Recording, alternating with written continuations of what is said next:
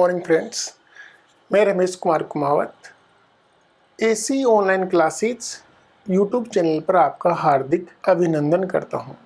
दोस्तों, हम पिछले वीडियो में बात कर रहे थे लाभ और हानि की, जिसमें हमने पिछली वीडियो में बात की थी कि एक दुकानदार है, वो किसी वस्तु को लाभ पर बेचने का दावा कर रहा है।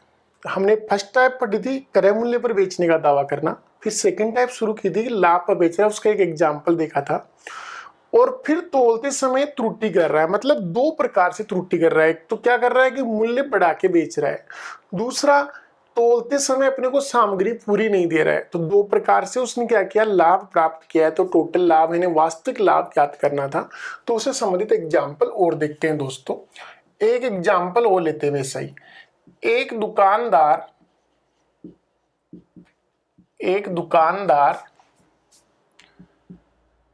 किसी वस्तु को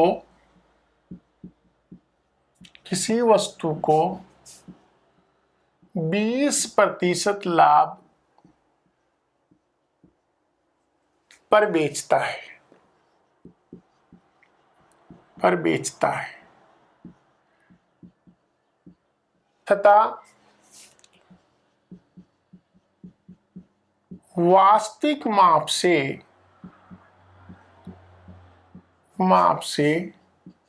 10% कम तोलता है, तो दुकानदार का वास्तविक लाभ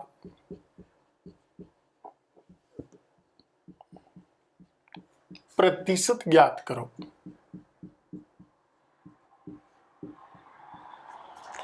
देखो दोस्तों, प्रश्न क्या है हमारा, एक दुकानदार किसी वस्तु को 20% लाभ पर बेचता है और वास्तविक माप से 10% कम में तोलता है, तो दुकानदार का वास्तविक लाभ ज्ञात करो। तो दोस्तों, मैं एक ऐसा प्रश्न पिछली वीडियो में किया था, आज और देखते हैं ऐसा। वास्तविक माप क्या होती है? 1000 ग्राम होती है 1 किलोग्राम में। 1 किलोग्राम का वास्तविक माप क्या होता है? 1000 ग्राम। लेकिन दोस्तों, वो क्या कर रहा है, 20% लाभ पर वस्तु बेच रहा है। अर्थात 1 किलोग्राम जो वस्तु है वो हमें 20% अधिक मूल्य में बेचता है वो। अर्थात इस 1000 का 20% कितना होगा दोस्तों? 200, अर्थात 1200। मतलब जब हम उससे 1 किलोग्राम वस्तु खरीदते हैं तो वो हमारे से पैसे कितने लेता है? 1200 ग्राम के पैसे वसूल रहा है हमारे से, यानी कि 20% प्रॉफिट पर वस्तु बेच रहा है।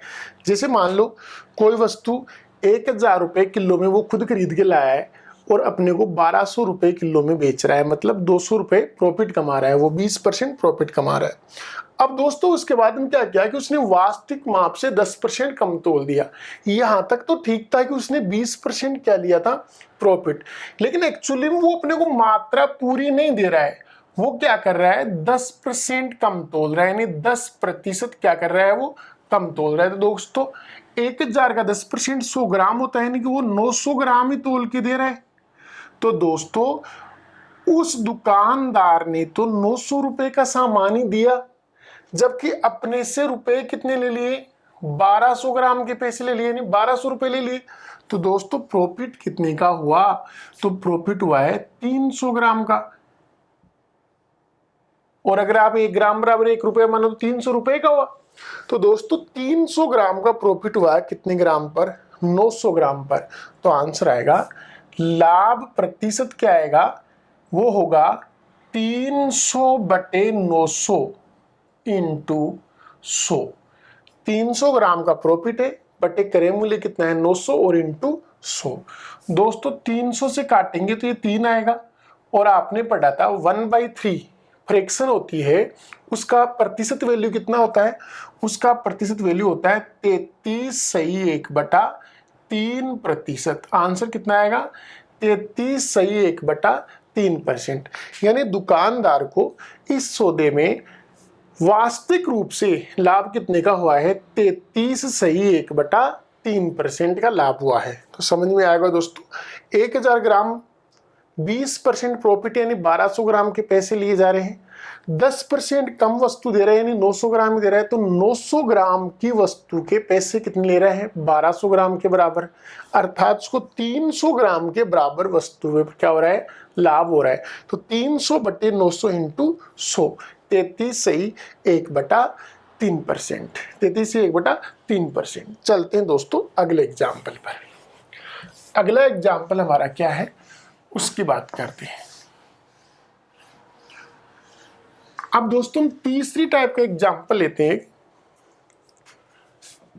एक दुकानदार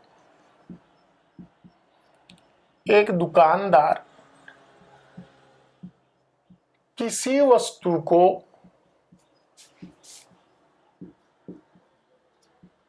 खरीदते तथा बेचते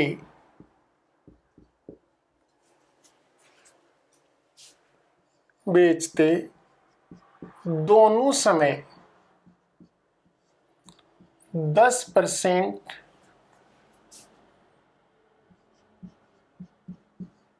त्रुटि करता है या गोठाला करता है।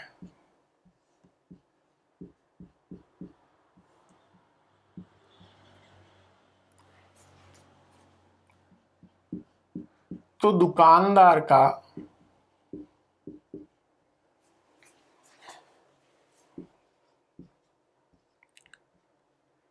लाभ प्रतिशत ज्ञात करो। दोस्तों प्रश्न देखते हैं इसका। अगला प्रश्न क्या है, एक दुकानदार किसी वस्तु को खरीदते तथा बेचते दोनों समय 10% घोटाला करता है, तो दुकानदार का वास्तविक लाभ, अर्थात जब वो वस्तु को खरीद के लाता है तब भी वो 10% घोटाला करता है। जैसे कि मान लो एक ग्राहक दुकानदार के पास कोई वस्तु बेचने गया, तो उसने क्या किया, 1 किलोग्राम के स्थान पर उससे त्रुटिपूर्ण तराजू का प्रयोग करके ज्यादा ले ले। जैसे मान लो एक व्यक्ति 1 किलो सामग्री बेचने गया है। अब दुकानदार ने क्या किया, जिस तरफ सामग्री रखी जाएगी उधर 100 ग्राम की चुंबक लगा दी मान लो नीचे से। तो अब उसमें जिस तरफ बाट रखा है उधर 100 ग्राम की चुंबक लगा दी। तो अब दोस्तों उस पलड़े में कितना अनाज या कितनी वस्तु आएगी, तो अब उसमें 1100 ग्राम, क्योंकि पलड़े में 1 किलोग्राम का वाट पड़ा है, नीचे 100 ग्राम की चुंबक है, तो टोटल बाहर कितना हो गया, 1100 ग्राम हो गया ना। अर्थात उसने क्या किया, एक गोठाला कर दिया 10%। ऐसे ही जब वो वस्तु बेचता है किसी ग्राहक को तब भी वो ऐसा ही करता है, वो उस चुंबक को उस साइड में रहता है। इधर क्या होता है, आप वस्तु दे रहे हैं ताकि अब बेचते समय वो वस्तु क्या देगा, कम देगा, जिससे उसको क्या होगा, प्रॉफिट होगा। तो दोस्तों इस प्रकार के प्रश्न को कैसे करते हैं तो देखते हैं। आइए यहां से लेता हूं कि माना वास्तविक माप कितना है, 1000 ग्राम है। वास्तविक माप कितना है, 1000 ग्राम। दोस्तों जैसे इसने ये वस्तु खरीदी तो इसने 10% घोटाला कर दिया, मतलब उस व्यक्ति से 10% सामान क्या ले लिया, ज्यादा ले लिया। यानी इस 1000 का 10% कितना होता है, 1100 ग्राम। 1000 का 10% कितना होता है दोस्तों, 1100 ग्राम होता है। अब दोस्तों यहां से अब मान लो ये वस्तु जो उसने प्राप्त कर ली है 1100 ग्राम वस्तु है। देखो एक ग्राहक आया था, 1000 ग्राम वस्तु बेचने के लिए वो आया था, लेकिन दुकानदार ने 10% क्या कर दिया, घोटाला, मतलब त्रुटिपूर्ण तराजू का प्रयोग करके उस व्यक्ति से 100 ग्राम क्या ले लिया, ज्यादा। अब जब वो इस वस्तु को बेचेगा तो दोस्तों मेरे को बताओ 1100 ग्राम को 1100 ग्राम के पैसे में बेचेगा या कुछ ज्यादा प्राप्त करके बेचेगा, तो वो अब यहां फिर घोटाला करेगा। जैसे इस वस्तु को बेचेगा तो फिर वो अगेन 10% घोटाला करेगा। मतलब ये वस्तु रियल में कितनी है, 1100 ग्राम तो है ही, लेकिन जब वो किसी ग्राहक को बताएगा तो वो इससे ज्यादा बताएगा।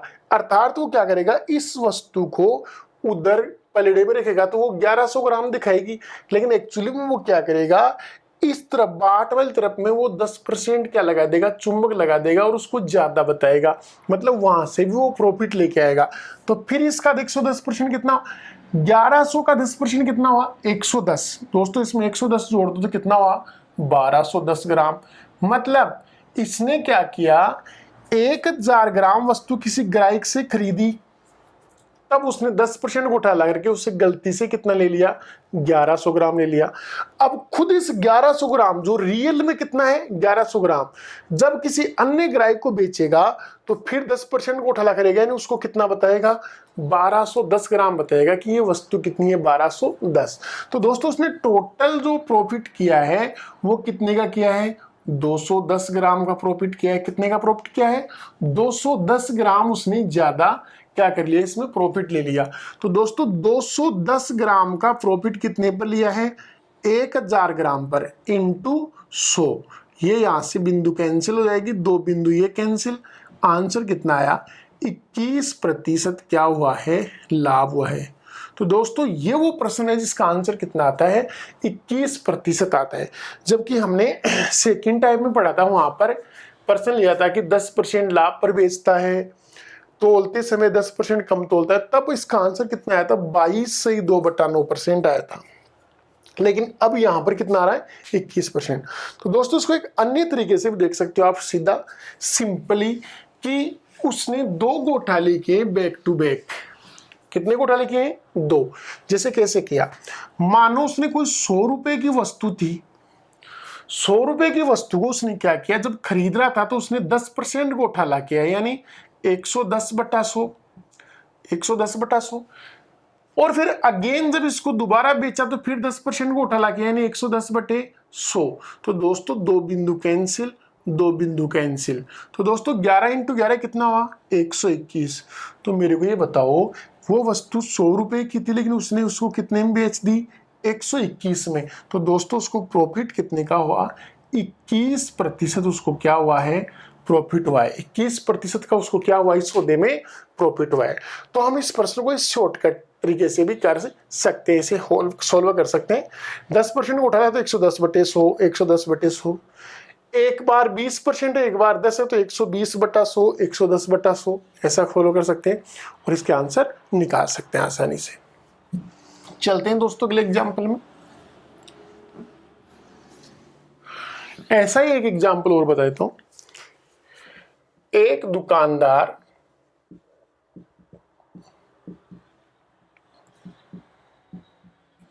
किसी वस्तु को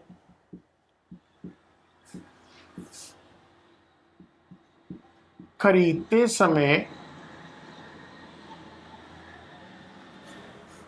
10% घोटाला करता है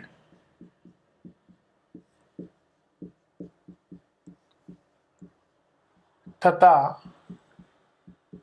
बेचते समय 20% घोटाला करता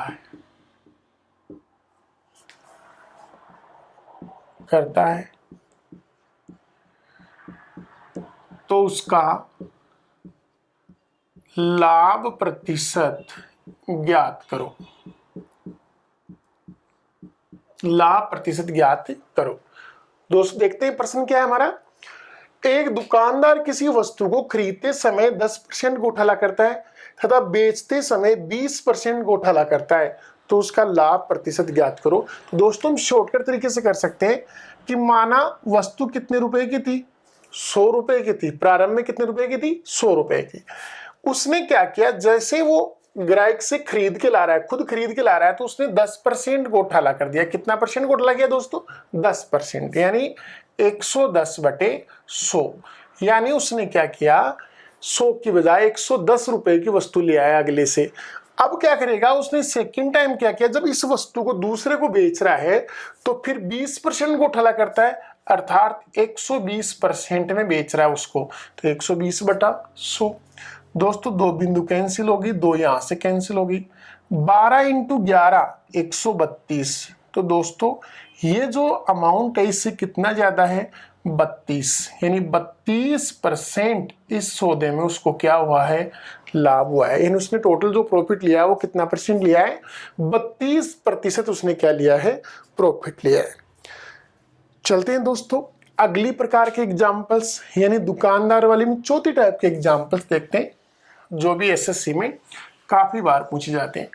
ये पूरी टाइप ही एसएससी के लिए काफ़ी इंपॉर्टेंट हैं, बहुत बार पूछे जाते हैं ऐसे प्रश्न। एक दुकानदार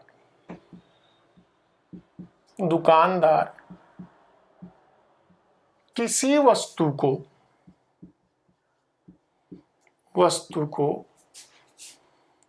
10% लाभ पर बेचता है, 10% लाभ पर बेचता है। यदि वह उसे 10% कम में खरीदता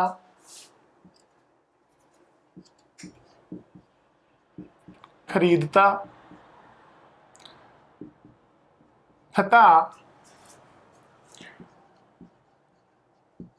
पहले से 18 रुपए कम में बेचता तो उसे 20%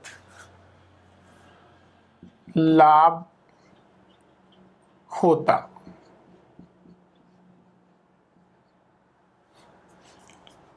तो वस्तु का प्रारंभिक क्रय मूल्य ज्ञात करो कि वस्तु का प्रारंभिक क्रय मूल्य कितना था। देखो दोस्तों, प्रश्न क्या है हमारा, एक दुकानदार किसी वस्तु को 10% लाभ पर बेचता है, मतलब वो अपने कितने परसेंट पर बेच रहा है, 10% लाभ पर वस्तु को बेचता है। यदि वह, अब देखो एक कंडीशन आई है कि यदि वह उसे 10% कम में खरीदता, मतलब दुकानदार ऐसा सोच रहा है कि अगर मैं वस्तु को पहले की तुलना में 10% क्या करता, कम में खरीदता और पहले से तुलना में 18 रुपए कम में बेच देता, मतलब मेरे ग्राहक को है ना 18 रुपए कम में बेच देता, तो उसे 20% लाभ होता। मतलब ऐसा दुकानदार सोच रहा है। वो दुकानदार क्या कर रहा है, अपनी वस्तु को 10% लाभ पर बेच रहा है, लेकिन उसके बाद में दुकानदार ने ये सोचा कि अगर मैं इस वस्तु को 10% कम में ले आता आगे से और फिर अपने ग्राहक को 18 रुपए कम में बेच देता तो मुझे लाभ 20% होता है, यानी कि मुझे पहले से लाभ क्या होता, दुगना होता। पहले तो 10% था, अब कितना होता, 20% होता। तो बताइए उस वस्तु का प्रारंभिक क्रय मूल्य कितना था, वो किस मूल्य की वस्तु थी जिस पर ऐसा हुआ है। तो दोस्तों चलते हैं, हम एक तरफ हमने ये लिख लिया क्रय मूल्य और एक तरफ लिख दिया विक्रय मूल्य, एक तरफ क्रय मूल्य लिख दिया, एक तरफ विक्रय मूल्य। मान लेते हैं कि शुरुआत में जो क्रय मूल्य था वो कितना था, 100 रुपए था। कितना था, 100 रुपए, यानी 100% मान लो, 100% होता है कोई भी। अब ये कहता है कि इसको 10% लाभ पर बेचा गया, मतलब उस समय विक्रय मूल्य कितना था, 110%। दोस्तों 100% होता है क्रय मूल्य, कोई भी होता है, प्रारंभ में कोई भी चीज होती है अपने आप में क्या होती है, 100%। तो मैंने क्रय मूल्य 100% माना है। 10% लाभ पर बेचता है तो इसका 10% 10 होता है, 110% हो गया।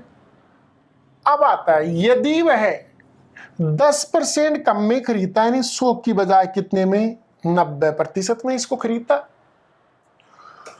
और पहले से 18 रुपए कम में बेचता, तो देखना ये राशि है ना रुपए में आ गई, तो इसको एक बार नेग्लेक्ट कर देते हैं, इसको लास्ट में ध्यान में रखेंगे। तो उसे 20% लाभ होता। दोस्तों लाभ हमेशा क्रय मूल्य पर होता है और अब नया वाला क्रय मूल्य कितना है, 90 है। ये पुराना वाला क्रय मूल्य था 100 जिसका 10% लाभ आया था 110। अब 90 है तो 90 का 20% कितना होगा दोस्तों, तो 90 का 20% 18 होगा, क्योंकि 90 का 20% कितना होगा, 90 का 20% होगा 18। 18% इसमें क्या कर दो, वृद्धि कर दो, यानी 108% में वस्तु बिक रही है। मतलब पहले 100 रुपए की कोई वस्तु थी, 10% लाभ यानी 110 में बेची जा रही थी। अब वो कहते हैं 10% कम में लाता है 90 में, और फिर 20% लाभ पर बिकती है, यानी 108 में बिक रही है, तो मेरे को ये बताओ विक्रय मूल्य पहले की तुलना में कितना प्रतिशत कम रहा? 2%, यानी 2 यूनिट की वैल्यू निकाल रहे हैं अपन यहां से, 2 यूनिट क्या रहा? कम रहा। तो दोस्तों ये 2% है, वो किसके इक्वल है? 18 रुपए के, क्योंकि इसने ये कहा था पहले से 18 रुपए कम में बेचता, तो इसकी तुलना में ये 18 रुपए कम होना चाहिए, जबकि इसकी तुलना में ये कितना कम है? 2%, अर्थात 2% बराबर 18। तो दोस्तों 1% का मान कितना होगा? बट्टे 2, तो इंटू 100% का मान क्या होगा? इंटू 100 आएगा। तो आंसर कितना आएगा? 900, यानी वस्तु का क्रय मूल्य कितना था? 900 रुपए था। यानी वह वस्तु कितने रुपए वाली थी? 900 रुपए की वो क्या थी? वस्तु थी। तो दोस्तों एक बार फिर से देखना, क्रय मूल्य मैंने मान लिया 100, 10% लाभ यानी 110। अब कंडीशन है कि 10% कम में खरीदता, यानी 90 में, पहले से 18 रुपए कम में बेचता, तो लाभ होता 20%। तो दोस्तों 90 का 20% 18 होता है, यानी 108 हो गया, क्योंकि 90 में 18 और जोड़ दिया, कितना हो गया? 108। तो दोस्तों पहले की तुलना में नया जो विक्रय मूल्य कितना कम है? 2 यूनिट, जबकि यहाँ कितना बोला है? 18, अर्थात 2 यूनिट की वैल्यू 18 है, तो 1 यूनिट की वैल्यू बटा 2, तो 100 यूनिट की वैल्यू कितनी होगी? इंटू 100। तो आंसर कितना आया? 900 रुपए की वो वस्तु थी, यानी उस वस्तु का क्रय मूल्य कितना था? 900 रुपए था। चलते हैं दोस्तों अगले एग्जाम्पल पर।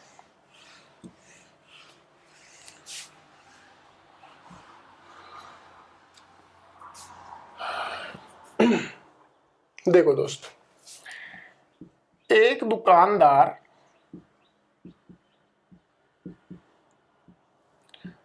किसी वस्तु को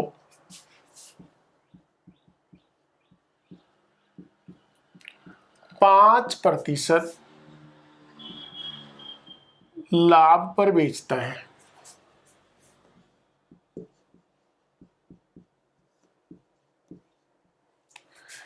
यदि वह उसे 5% कम में खरीदता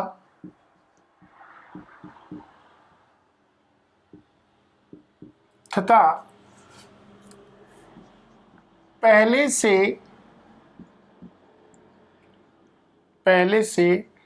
1 रुपए कम में बेचता,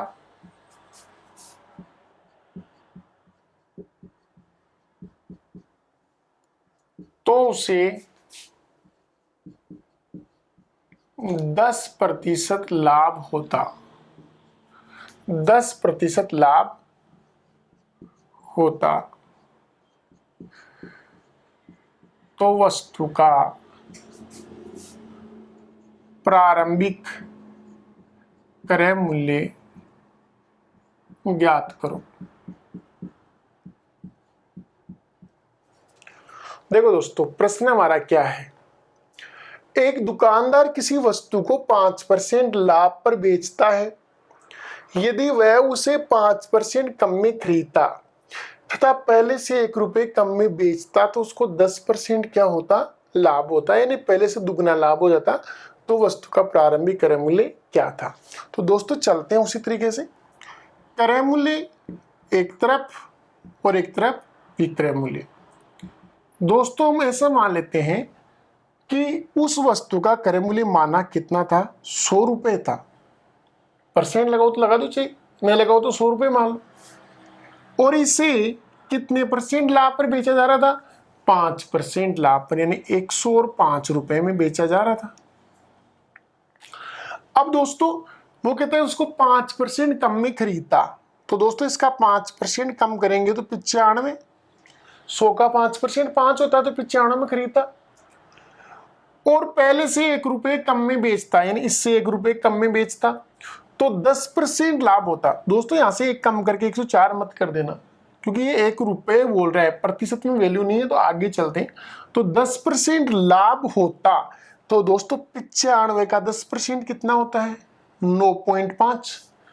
95 का 10% निकालेंगे दोस्तों, तो ये एक बिंदु कट गया, एक बिंदु से पॉइंट लग जाएगा, 9.5 आएगा। 9.5 का लाभ, तो 9.5 इसमें जोड़ेंगे तो दोस्तों कितना आएगा? 104.5। तो दोस्तों जो नया विक्रय मूल्य है पुराने वाले विक्रय मूल्य से कितना कम है, 0.5 यूनिट, यानी 0.5 यूनिट कम है, जो किसके बराबर होगा, 1 रुपया कम बताए। यहां कितना कमाया, जब हमने 100 माना तब कितना कमाया, 0.5 कमाया। तो दोस्तों हमें तो 1 रुपया कम करना है, तो दोस्तों हमने मान लिया कि 0.5 यूनिट की वैल्यू कितनी है, 1 रुपया। तो दोस्तों 1 यूनिट की वैल्यू कितनी आएगी, 0.5, तो इंटू 100 यूनिट की वैल्यू कितनी आएगी, इंटू 100। दोस्तों यहां से दशमलव को हटाएंगे तो यहाँ क्या लग जाएगी, एक बिंदु लग जाएगी। 5 का भाग 10 में कितनी बार गया, 2, तो इसका आंसर कितना आ गया, 200।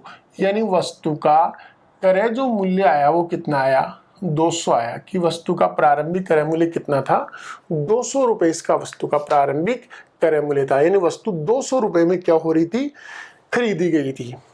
चलते हैं दोस्तों अगली टाइप के प्रश्नों में।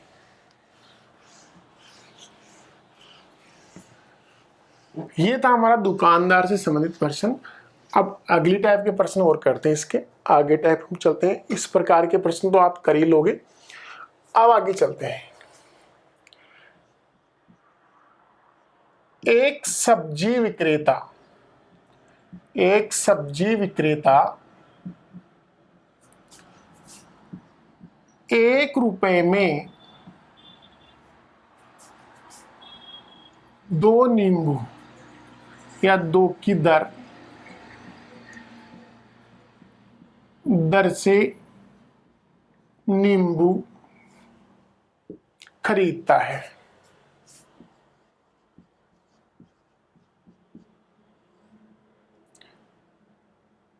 खरीद कर लिख दो, खरीद कर 3 रुपए में 5 की दर से बेचता है। तो विक्रेता का लाभ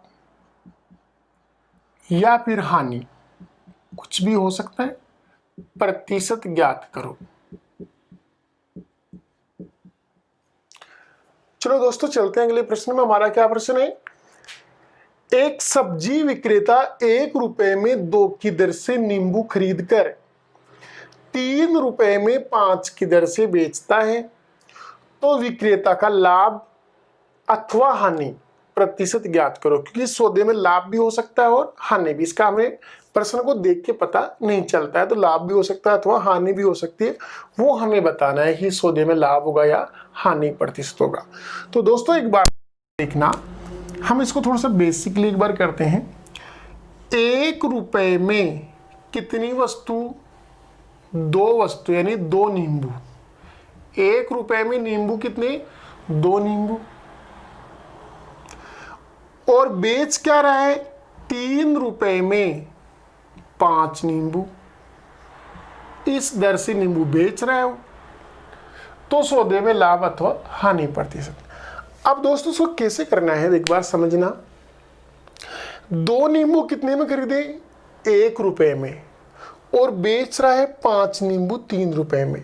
तो सबसे पहला हमारा काम है वस्तु की, यानी इसकी जो क्वांटिटी है उसको क्या करना, समान बनाना।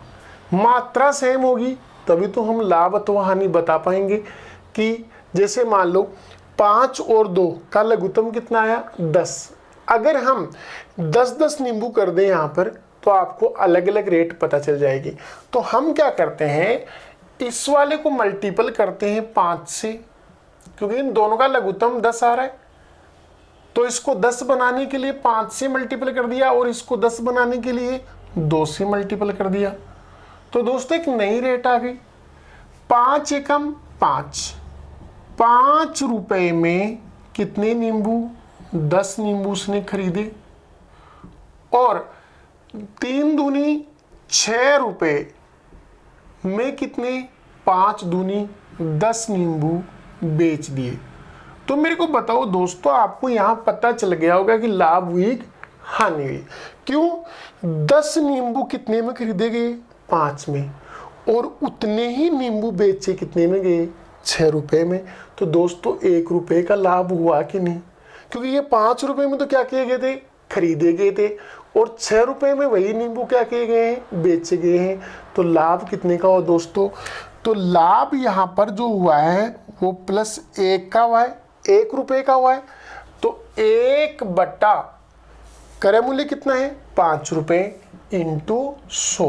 तो दोस्तों यहाँ आंसर आएगा 20%, क्योंकि 5 का भाग कितने में जाएगा? 20 बार। 20% इस सौदे में क्या हुआ है? लाभ हुआ है। आंसर क्या आएगा?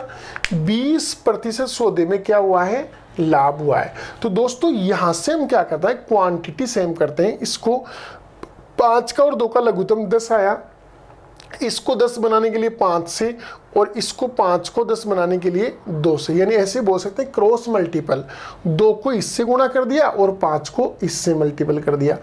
अब दोस्तों हमने यहाँ एक चीज देखी, जैसे इसको 5 से मल्टीपल कर दिया तो 10 नींबू हो गए, इसको 2 से मल्टीपल किया 10 नींबू, तो वस्तु है उसकी क्वांटिटी सेम हो चुकी है। जब इसकी क्वांटिटी सेम हो गई तो हम यहाँ से निर्धारित करते हैं। हम यहाँ से तो निर्धारित नहीं करते ना, बस हमें तो यहाँ पे इतना ही ध्यान रखना है कि वस्तु की क्वांटिटी सेम हो जानी चाहिए। बाकी लाभ और हानि तो यहाँ से निर्धारित होगा कि क्रय मूल्य कितना है और विक्रय मूल्य कितना है। तो दोस्तों क्यों ना इसको आप ऐसे 5 से गुणा करने के बजाय क्रॉस में मल्टीपल कर दिया जाए इसको। तो इसका एक दूसरा तरीका और देखते हैं, और इसको थोड़ा शॉर्ट करने की कोशिश करते हैं दोस्तों। दूसरा तरीका क्या है, इसको ऐसे देखते हैं। 1 रुपए में 2 नींबू उसने खरीदे, और 3 रुपए में 5 नींबू उसने क्या किए? बेचे। तो अभी हमने क्या था सर कि इसको क्वांटिटी सेम करने के लिए इसको 5 से गुणा किया था पूरी को, और इस 2 से इसको पूरी गुणा किया था। तो यहाँ 10-10 आ गए थे दोनों क्वांटिटी। लेकिन जब दोनों क्वांटिटी इक्वल हो गई उसके बाद में इसका कोई यूज नहीं है, यूज केवल मूल्य का होगा। तो क्यों ना आप 5 को यहाँ से गुणा करने के बजाय सीधा यहीं गुणा कर दो। 5 एकम 5। तो दोस्तों ये 5 एकम 5 आए, कौन सा मूल्य होगा? क्रय मूल्य होगा, क्योंकि हमने 5 को किससे गुणा किया है? ऊपर वाली इक्वेशन को, जो किसकी है? खरीदने की दर है। किसकी दर है वो? खरीदने की। अर्थात 5 एकम 5 क्या होगा? क्रय मूल्य। और इस 2 को नीचे वाले से करेंगे तो इससे करने की जरूरत ही नहीं है, क्योंकि 5 को यहां से गुणा करेंगे तो 5 एकम 5, और ये 5 दूनी 10। 2 को नीचे करेंगे 3 दूनी 6 और 5 दूनी 10। तो क्वांटिटी सेम तो हो गई, उसका यूज ही नहीं है। तो क्यों ना 2 को यहां गुणा करने की बजाय सीधा क्रॉस में यही मल्टीपल, यानी क्रॉस मल्टीपल बोल दिया। 5 को इधर मल्टीपल किया, लेकिन मल्टीपल किससे किया? 5 को खरीदने वाली रेट से, खरीदने की जो दर थी, और 2 को मल्टीपल किससे कर रहे हैं? बेचने की दर से। अर्थात ये 3 दूनी 6 क्या होगा? इसका विक्रय मूल्य होगा। 3 दूनी 6 क्या होगा? इसका विक्रय मूल्य। और दोस्तों आपको यहां से तुरंत पता चल गया कि लाभ हुआ है हानि। खरीदा कितने में गया? 5 में। बेचा कितने में गया? 6 में। अर्थात प्रॉफिट कितने का हुआ? 1 रुपए का। तो लाभ प्रतिशत, लाभ हुआ या कितने का? 1 रुपए का बटा क्रय मूल्य 5 इंटू 100। दोस्तों कितना आया? 20%। आंसर कितना आएगा? 20% आएगा। चलते हैं अगले एग्जाम्पल में।